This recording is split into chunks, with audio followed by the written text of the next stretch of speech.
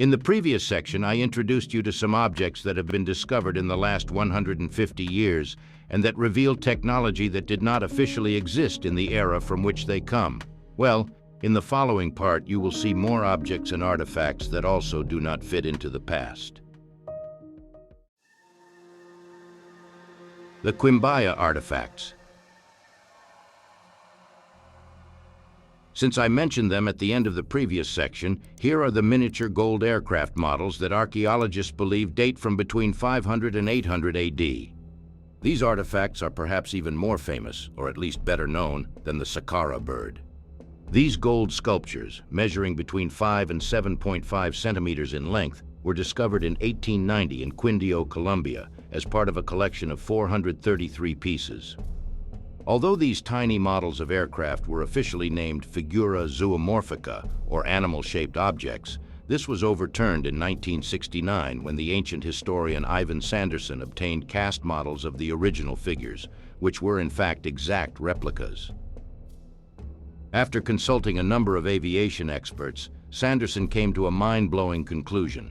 He believed the golden models were models of thousand-year-old piston-powered aircraft and was convinced that ancient man was far more technically advanced than is taught in schools today. Both he and Dr. Arthur Poisley of the New York Institute of Aeronautics concluded that the object did not represent any winged animals, birds, bats, insects, or flying fish, because all their features were more machine-like than animal-like. In 1994, 3 amateur German researchers, Algund Inboom, Peter Belting, and Konrad Lubbers, created a scale replica of the object to test its flying capabilities. The model was 90 centimeters long, had a wingspan of about 1 meter, and weighed 750 grams. The model was equipped with a propeller powered by an electric motor. The flight proved successful. The model aircraft landed with a graceful glide after the engine was switched off and descended gently to the runway. Although it is true that the propeller meant that the model was not exactly the same as the tiny ornaments, they basically managed to prove that the original models could fly, if they were indeed models. The Baghdad Battery. This is perhaps the ancient object that requires no introduction, even to those who are less familiar with the subject. It was discovered in 1936 in Kujut Rabu, near the metropolis of Ctesiphon in Iraq, which was the capital of the Parthian and Sassanid empires, and so the find is dated to this period, between 150 and 650 BC. The Baghdad Battery consists of a clay pot nearly 14 centimeters high with a copper cylinder inside held in place by asphalt. Wilhelm Koenig, who was an assistant at the National Museum of Iraq, observed some very fine silver objects from ancient Iraq coated with a very thin layer of gold and assumed that they had been electroplated. In 1938, he then wrote a paper suggesting that these objects might be early electroplating batteries that might have been used to electroplate gold. Although the idea made mainstream archaeologists tear their hair out, no one could prove him wrong, especially since the artifact was indeed capable of functioning as a kind of battery. After the Second World War, engineer Willard Gray filled a replica of the Baghdad Battery with grape juice and was able to generate 1.5 to 2 volts of electricity. That's a fairly small amount, but it's definitely a charge. Later experiments confirmed that the device could produce electricity if filled with some acidic substance, such as grape juice or lemon juice. Archaeologists, of course, reject the idea that the ancients would have used the find as a battery, since they believe that even if it could generate electricity, it was so small that it could not be used for electroplating. Well, maybe not a single battery, but if they used more than one at a time, it would have produced so much more energy that they could use it much more efficiently. So it begs the question, could the ancients have known about electricity? The Klerksdorp spheres. These metal balls, ranging from half a centimeter to 10 centimeters in diameter, were found in a mine near the village of Ottosdal in South Africa, but there is no information on when. However, the earliest article about them was published in the National Enquirer on the 2nd of October 1979, so their discovery probably dates from that time. In 1994, Michael Cremo, an expert on prehistoric cultures, contacted Roelf Marx, curator of the Klexdorp Museum in South Africa, where some of these spheres were kept. Marx said that although there was no scientific publication on the spheres, a few facts were known. The spheres were found while mining pyrophyllite.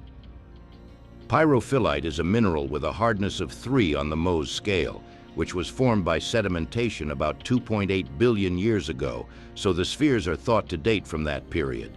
Cremo summarized these findings, among others, in his book Forbidden Archaeology: The Hidden History of the Human Race.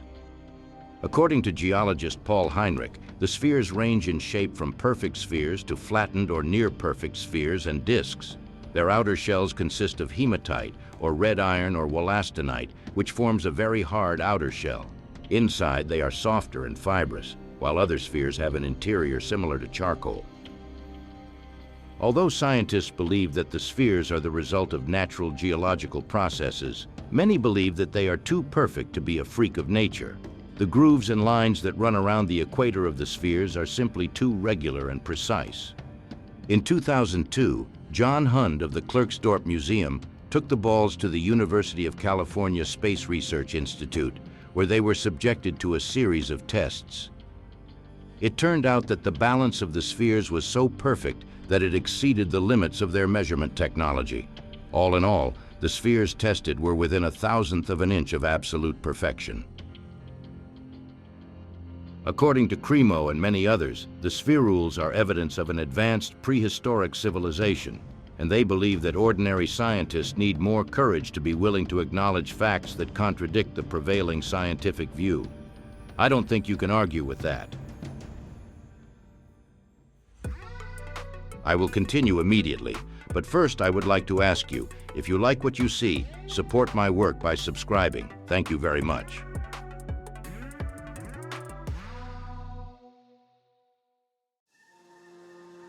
The Oklahoma Cup. This cup, found in a lump of coal in 1912, is said to be at least 300 million years old. There is also a surviving account of its origin in a letter written by Frank Kennard, the man who discovered the mysterious device. A copy of this letter and the cup itself, mentioned in the first part of this video, are kept in the Creation Evidence Museum. Here is the letter. Sulphur Springs, Arkansas, November 27, 1948. While I was working in the municipal electric plant in Thomas, Oklahoma in 1912, I came upon a solid chunk of coal which was too large to use. I broke it with a sledgehammer. This iron pot fell from the center, leaving the impression or mold of the pot in a piece of the coal. Jim Stull, an employee of the company, witnessed the breaking of the coal and saw the pot fall out. I traced the source of the coal and found that it came from the Wilburton, Oklahoma mines. Signed, Frank J. Kennard. That's the letter, which we might as well believe on its own, since Kennard never gained anything from his claim. He never sold the item. He had no interest in lying. I have been unable to find any information regarding the examination, dating, or any other analysis of the artifact material. However, experts believe that the object must be at least 300 million years old, as the coal from the Wilburton mines is also from around this time. The star holes in Volda. On the 30th of November 2007 in Volda, Norway, while workers were extending a park on a mountain, an unusually shaped hole was discovered in a rock. The hole was strange. It looked like a 7-pointed star, and it penetrated into the mountain. It was about 6.5 to 7 centimeters in diameter and ran parallel to the slope of a mountain at an angle of 23 to 30 degrees downwards until it penetrated the rock and continued into the ground. The machining of the hole was very smooth all over, with no bumps or sharp corners. The experts found that there was no vitrification, indicating that the hole had been heat-treated, and no traces of radioactivity. Inside the hole, traces of sand were found. Geologists, scientists, and drilling engineers have been trying to find out how the hole was formed, but no one has yet been able to answer beyond reasonable doubt how it was created. All we know for sure is that the holes are artificial, and it's not nature playing tricks on us again.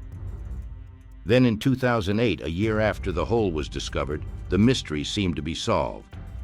Several local blacksmiths claimed that these holes were common in the old days and dated back to the 1930s, when workers used 7- or 6-sided drill bits. Well, core drilling was indeed an existing technique at that time, but no matter how hard I tried to find out whether 6- or 7-sided core drill bits existed then or now, I could not find anything. There is no such information on the web, so there is nothing to support the claims of local blacksmiths other than these accounts. However, it is easy to see that such a shape would not be a very ideal shape for core drilling. The next stone, found by a forester in the Pilish, a wooded area uninhabited for centuries, comes from Hungary. The star-shaped hole in the stone bears a clear resemblance to finds in Norway. After the forester took the stone home and put it down in his yard of more than an acre, their cat immediately settled on the stone, and later, much to his surprise, a fox took it for its own, sitting behind the stone and watching from behind. Well, it seems that these star-shaped holes are not only unique to Norway, but also appear in many other parts of the world, such as the Crimea, Mexico, in Arizona in the USA, Massachusetts, Oregon, Utah, EA's turn Washington, in the British Isles, or even the Bahamas, the Bimini Islands. But the question still remains, if the star holes are not natural, how could they have been created? Where did they come from? From what era? Or is this yet more evidence that our ancestors possessed advanced technology that is now lost and only traces of it remained? If so, how did they come to possess this technology? Who passed on their knowledge to them? Now, with your permission, in just a few sentences due to the length of the video, let's look at some other objects whose presumed age also puzzles both researchers and theorists. The Delhi Iron Pillar. This 7-meter-high, 6-ton iron pillar is nearly 1,500 years old and is located in Delhi, India. Its special feature is that it is made of 95% pure wrought iron, which is completely corrosion resistant. According to researchers, this is due to its high phosphorus content, which combined with the favorable local weather has given the column a kind of solid protective coating. It has also been proven that the temperature required to make such a column cannot be achieved by burning coal, so the question is still open. How were they able to make and work this metallurgical marvel 1,500 years ago? The ancient screw.